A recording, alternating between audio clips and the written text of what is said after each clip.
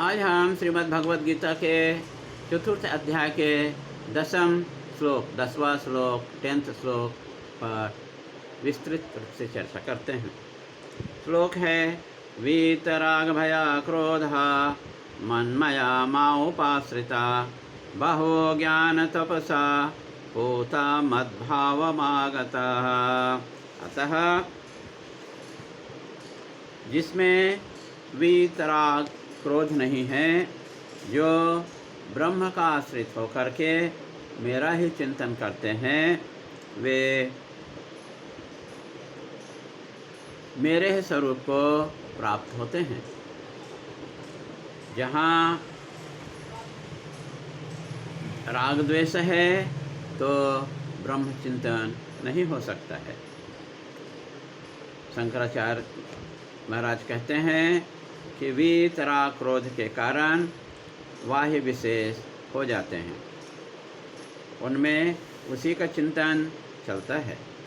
जब किसी वस्तु में राग और भय होता है तो भय भी चिंता का कारण होता है। जैसे कंस को हर समय हर वस्तुओं में भगवान श्री कृष्ण दिखाई देते थे। कंस डर के मारे अन्यास ही भगवान का चिंतन किया, तप किया। जरासंध क्रोध से भगवत को गाली देने लगा, तो भी वे सब भगवान को प्राप्त कर लिए। जगत में राग क्रोध ही है तो परमात्मा का चिंतन हो नहीं सकता। अतः परमात्मा का चिंतन करने के लिए राग द्वेष को छोड़ना पड़ेगा। ईश्वर का अभेद करने वाले लोग मुझे ही प्राप्त करते हैं। पूर्व में ऐसे बहुत से लोग हुए हैं, ज्ञानी हुए हैं, तप करते हैं। परमात्मा विषय ज्ञान ही तप है। जिसका अंतःकरण पूर्ण रूप से शुद्ध हो गया है, वह ईश्वर भाव अर्थात मोक्ष को प्राप्त करते हैं। ज्ञान को ही तप कहा जाता है। सभी तपों में ज्ञान विद्या निष्ठा एकमात्र सर्वोच्च साधन है। शंकरानंद जी टीका करते हैं कि भोग में उपकारियों में हमेशा राग होता है, अर्थात उपकार करने वालों के प्रति राग हो ही जाता है, और सुख भोग के प्रति राग होता है। आध्यात्मिकता में भी भय बना रहता है। आदि भौतिक से, आदि आध्यात्मिक से, आदि दैविक से देवता भी विभिन्न प्रकार के विघ्न डालते हैं साधक के जीवन में। भौतिक वस्तु में भी डर रहता है। अपकारियों में क्रोध होता है। राग, भय और क्रोध तीनों मुमुक्षुता के कारण नष्ट हो चुके हैं। ज्ञान क्या है? मैं ही ब्रह्म हूँ। ब्रह्म से अभिन्नता का अनुभव करना।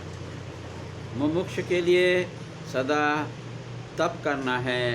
यही तप है कि मैं ब्रह्म हूँ।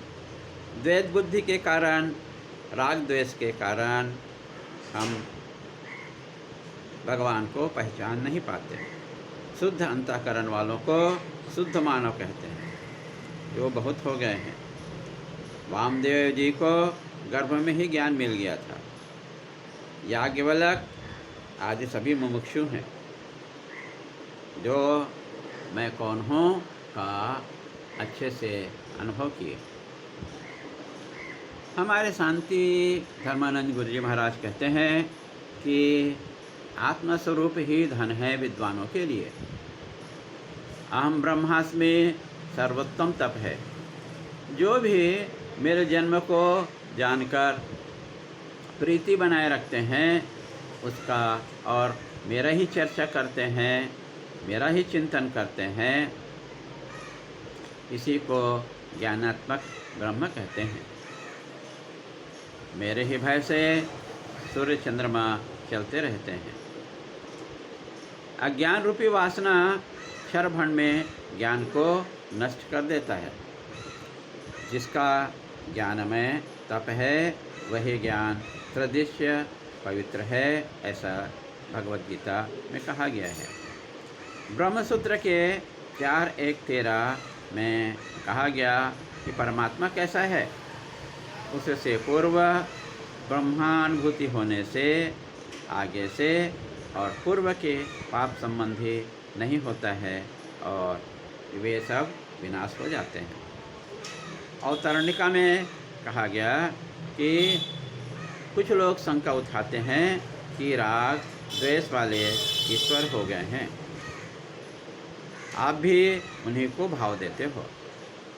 कुछ लोगों का भाव प्रदान करने वाले को मोक्ष देते हो और अक्सर लोगों को अज्ञान के समुद्र में धकेल देते हो। जैसे जल में मछली प्यासी होती है, कार्तिक नक्षत्र में वर्षा का जल पीती है, वैसे ही हम सब ब्रह्म हैं, फिर भी राग द्वेष के कारण ब्रह्म को नहीं जानते हैं। अमृत सागर में अमृत न पिए हम, वैसे ही हम ब्रह्म को ग्रहण नहीं करते हैं। आरोप लगाया जाता है भगवान के ऊपर में कि आप सभी को पक्षपात करते हो।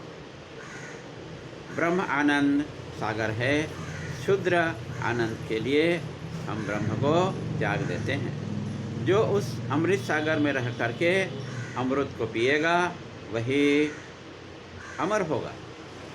जैसे शिव जी जहर पी करके अमृत हो गए और राहु धोखा दे करके अमृत पीना चाहा तो उसे मरना पड़ा। अतः अधिकारी होना जरूरी है, जिससे जहर भी अमृत हो जाता है। हम सभी ब्रह्म ही हैं, फिर भी निष्ठा नहीं बन रही है।